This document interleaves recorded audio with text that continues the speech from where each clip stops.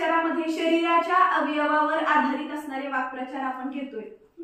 बरेच शरीराचे अवयव आपले बरेच झालेले आहेत। आज घेणार आहोत हाड। काय घेणार आहोत? हाड। हाड हाड म्हणजे काय?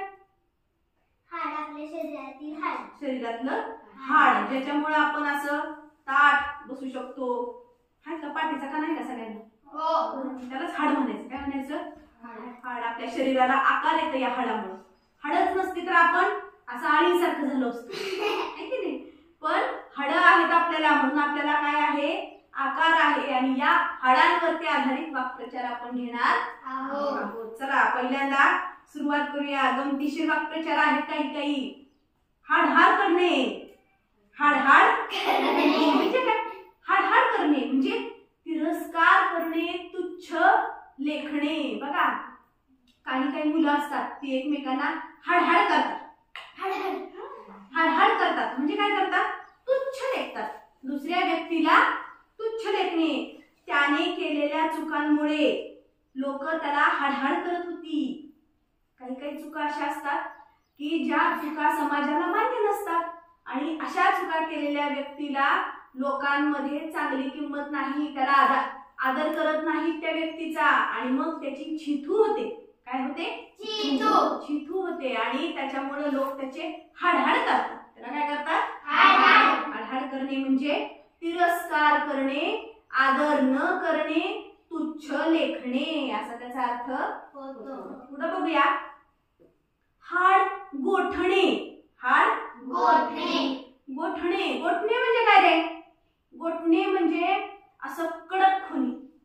हाड कडक होणे कशामुळे होतं? ते थंडीमुळे।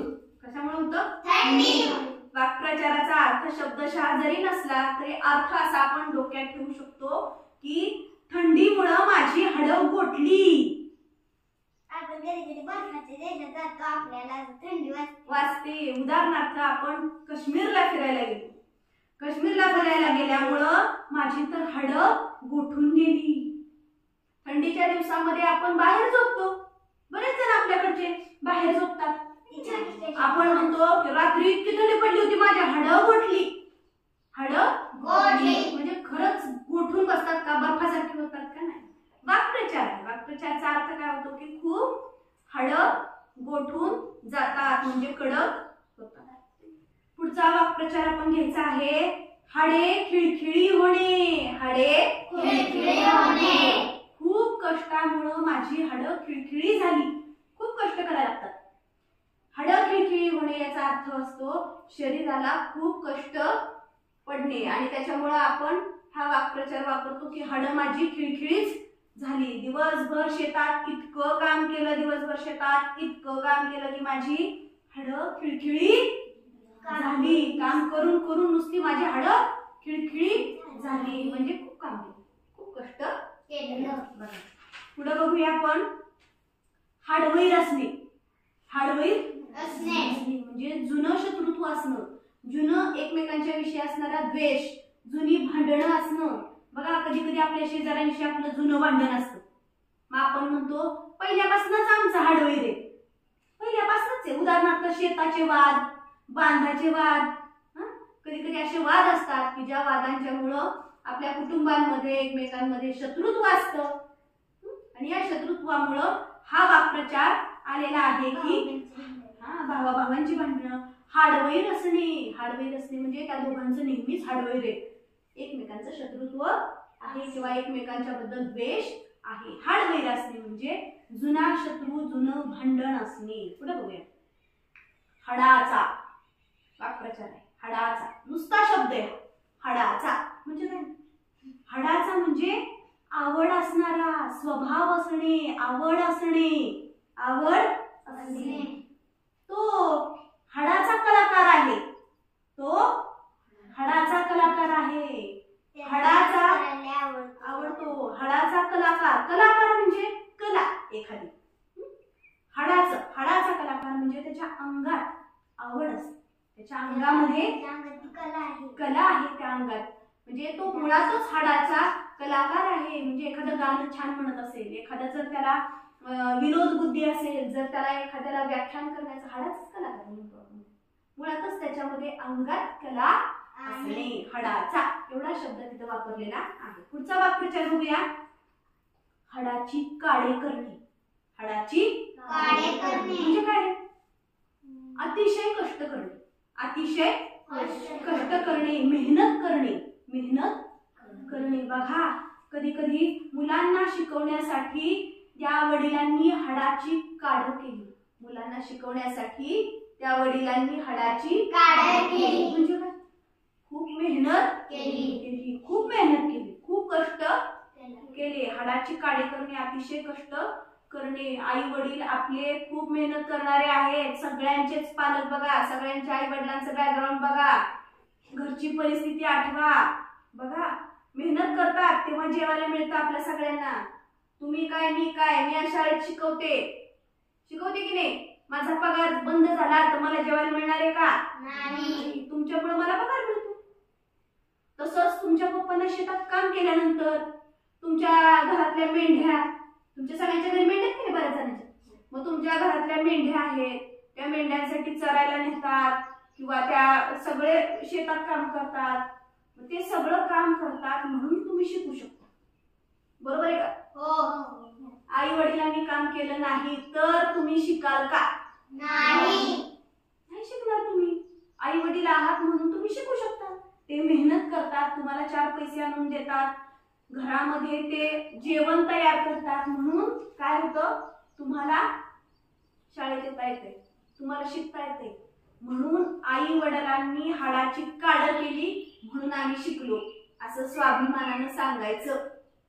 आई वडील आहे म्हणून आपण आहोत, है की नाही? अनाथ आश्रमात गेल्यानंतर आई वडिलांची किंमत कळते. त्यांना आई नसते, वडील नसते. अशा वेळी आपली आताची परिस्थिती कितीतरी पटीने आपण सुखी आहोत. आपल्याला आई वडील आहेत, ते आपल्यासाठी कष्ट करतायत, काम करतायत म्हणून आपण आज इथं आहोत.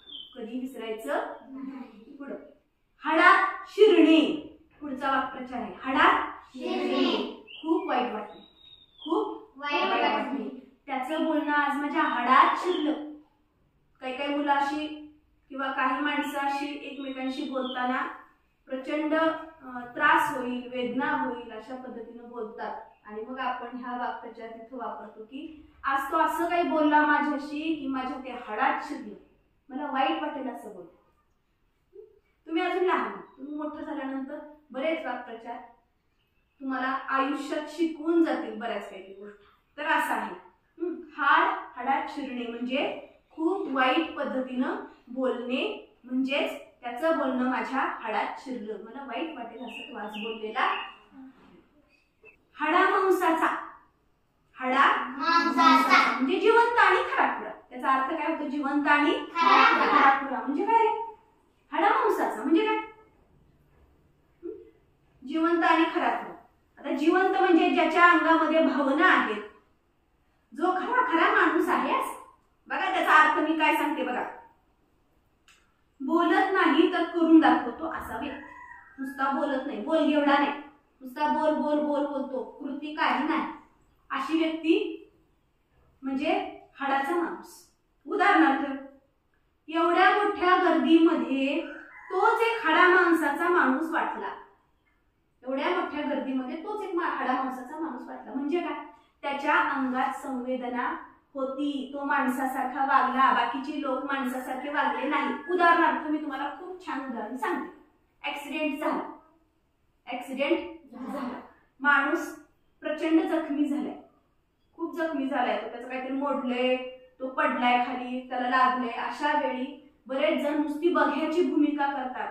ॲम्ब्युलन्स येईल मग आपण नेऊ, किंवा काही जण भीती वाटते म्हणून लांब राहतात, काही जणांना वेळ नसतो म्हणून ते नुसते बघून पटकन निघून जातात. काही अशी माणसं असतात की जी मदतीसाठी यायच्या ऐवजी मोबाईलवर शूटिंग करतात आणि तो माणूस तडफडत असतो. मग काहीच माणसं अशी 2-3 असतात की जे पुढे येतात, ते निर्णय घेतात, कुठल्याही गाडीमध्ये त्याला टाकतात, पटकन दवाखान्यात नेतात, स्वतः जातात, तिथं उपस्थित राहून मदत करतात. हा जो जखमी माणूस आहे तो त्यावेळी म्हणतो की तिथं एवढी माणसं होती पण या दोघांनीच मला मदत केली. तीच खरं हाडा माणसाची माणसं, तीच खरं हाडा माणसाची माणसं असतात, असं होतं खूप वेळा, हायवेवर होतं, बऱ्याच ठिकाणी अशा घटना घडतायत. मोबाईलवर शूटिंग करतात लोक, मदत करत नाही, पाणी सुद्धा पाजायला येत नाही, आहे अशा घटना घडलेल्या आहेत. आणि म्हणून हा वाक्प्रचार आपण तिथं वापरू शकतो की हाडा माणसाची माणसं तिथं दोघच होती, बाकीच्यांनी मदत केली. त्यांच्याकडे संवेदना होती, संवेदना असणारी माणसं म्हणजे हाडा माणसाची माणसं. पुढे बघूया. हाडाचा सापळा होणे. हाडाचा सापळा होणे म्हणजे काय? हाडाचा सापळा होणे म्हणजे असे का? अशक्त होणे. हे आहे की आपल्याकडे हाडाचा सापळा होणे म्हणजे अशक्त होणे, म्हणजे आजारपणामुळे राजूच्या हाडाचा सापळा झाला, हाडकुळ झाला.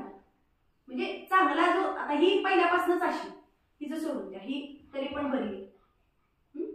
वाळून जाणे म्हणजे कसं की एखादी व्यक्ती चांगली असते, पहिल्यांदा छान असते, गुबगुबीत असते, चांगली असते, पण आजारपणामुळे अगदी ती बारीक होते, वाळून जाते.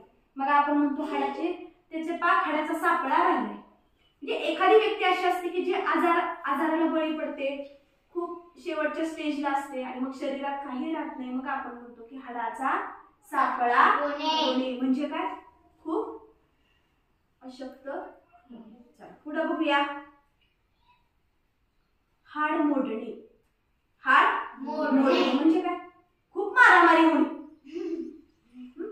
खूप मारामारी होत, दोन संघामध्ये तुंबळ मारामारी झाली, हाड मोडली ते म्हणजे काय?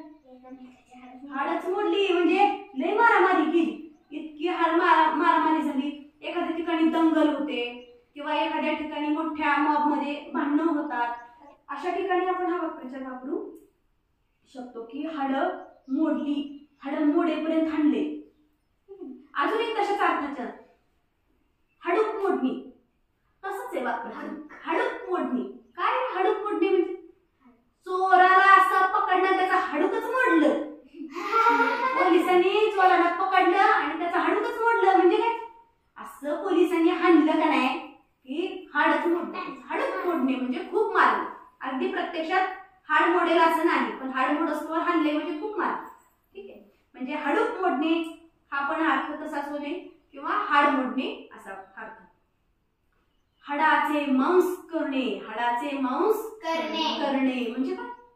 खूप कष्ट करणे, खूप कष्ट करणे. एखाद्या वडिलांनी इतकं काम केलेलं असतं कुटुंबासाठी, मुलांसाठी, की आपण मग त्या ठिकाणी म्हणतो की माझ्या वडिलांनी हाडाचं मांस करून आम्हाला शिकवले. म्हणजे हाडातनं अक्षरशः खूप गरिबीतनं शिकवले, कष्ट करून शिकवले.